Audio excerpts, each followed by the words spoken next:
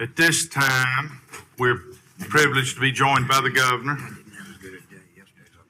I'd like to welcome him to this meeting. He and I were just talking about how much he misses these and how he wishes he could come more often. So we welcome him back.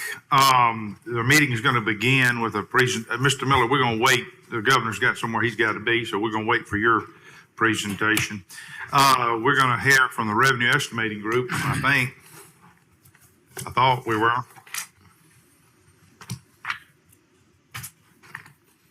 Leanne, this says we're supposed to hear for a presentation for the revenue estimating group recommendations. Is that Mr. Miller?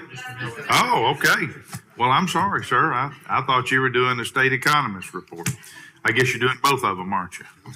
That was my intention, but whatever y'all read it, we can skip the questions if you want this to. Report, we've already had Yes, this sir. report in our packet. Yes, we've already received that and reviewed that. I would guess at this time we'll ask if anyone has any questions about that. Any of the members have a question about that?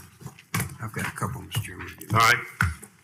Lieutenant Governor has a couple of questions. A year ago, or 2 or 3 months ago, you indicated there was a 35% chance of a recession. Later, about 2 weeks later, I got an email from you saying that it was more likely we would have a recession Yes, sir. than unlikely that we would have a recession, whatever that means. So are you still of the same opinion from a month ago that it's more likely that we'll have a recession than not? Yes, sir. Because the Federal Reserve has indicated they're going to raise interest rates to at least the 4.5 to 4 3/4 range, and they've indicated it may go beyond that. So that tighter monetary policy and tighter financial conditions are expected to be enough to tip us into a recession. And then in your presentation, I appreciate you sending it to us in advance, you're saying that you anticipate an increase of 8.1% in our consumer price index? Yes, sir, for 2020, calendar 2022. And then also that the labor market has stalled in 2022? Yes, sir. In Mississippi, we have basically at the same level of employment we were last December. And so that's also indicating a recession as well? I would not go as far as say Mississippi is in recession, no. Okay. But it's more likely, I think was your words from before, more likely. Yes, sir. And then you say it's the economics are volatile? They are. Okay. That's all I had, Mr. Chair. Anyone else have a question, comment? All right, I don't see any. So the next order of business is to consider the joint legislative budgets, the action regarding the revenue estimate for the upcoming year. That would be FY24. So do I hear a motion to adopt general fund revenue estimate of $7,523,800,000 for FY24? Have a motion. Do I have a second? All in favor say aye. Aye. All opposed, nay. The motion is adopted. Says here that the Lieutenant Governor might want to comment. Do you have any comments on the estimate or not?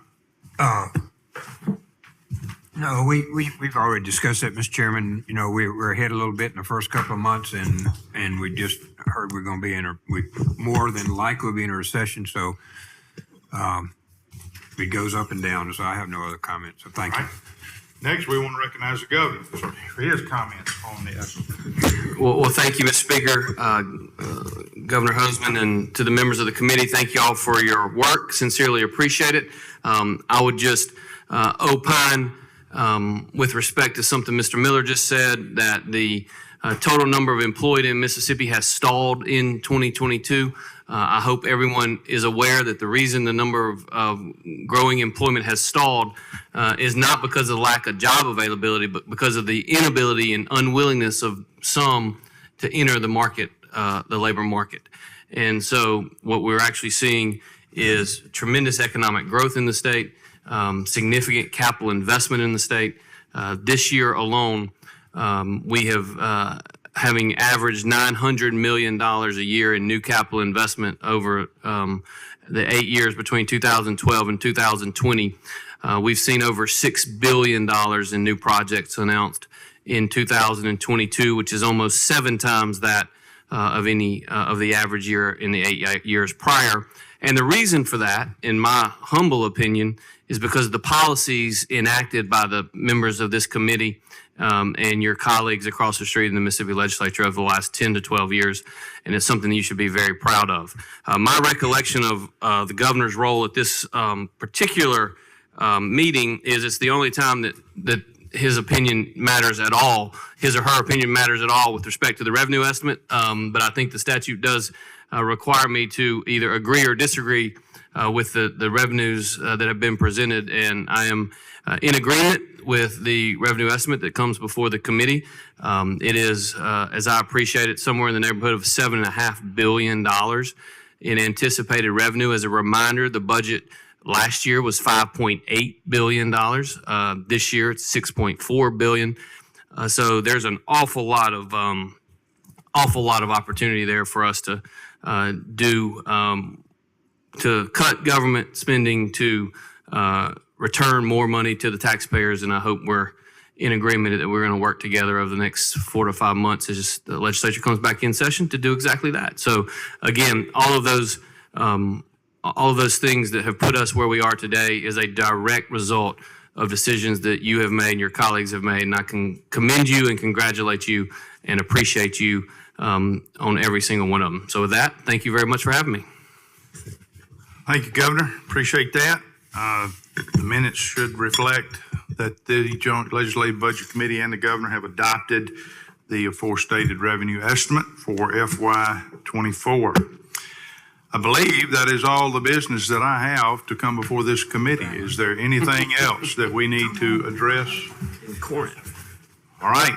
I want to thank the committee for their hard work. Appreciate all of y'all being here today. Remember, December the 6th, 9:30 in the morning will be our next meeting. And if there's nothing further, I'll entertain a motion to adjourn. Second. All in favor say aye. Aye. This meeting stands adjourned. Thank you, sir. Appreciate it. Really good.